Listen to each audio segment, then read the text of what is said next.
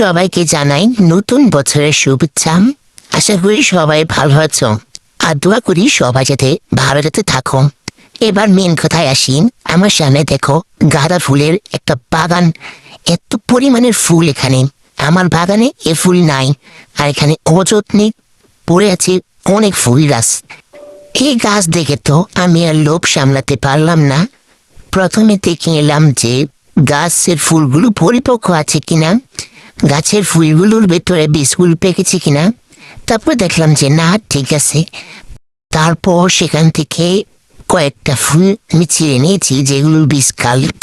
এই একটা ফুল, এটাও হলুদ কাদাম, এটা অনেক সুন্দর। তারপর এটাও চুপি চুপি দেখে কয়েকটা ফুল আমি চুরি করে নিয়ে এসেছি।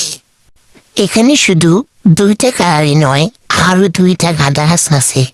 ওগুলো কালারও ভীষণ সুন্দর, ওগুলা কি বড় বড় ফুল হয়। তো এগুলা আগে থেকেই দেখি শুকনো হয়ে আসেন, তা আমি আর এই সুযোগ মিস করবো কেন বলো। তাই চিয়ে চলে এসেছি। এখানে দেখি আবার হলুদটাও আছে গাঁদা গাছ। ফুলগুলো ছিঁড়ে আমি এক দুতে আমার ছাদ বাগানে চলে এসেছি।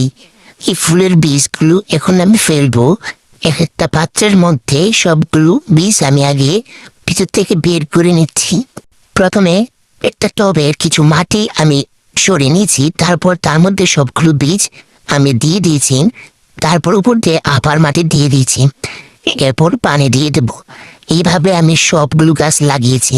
1 মাস বা এরকম দিনের মধ্যে আমি আপনাদেরকে একটা এই ভিডিওর আপডেট ভিডিও দেখিয়ে দেব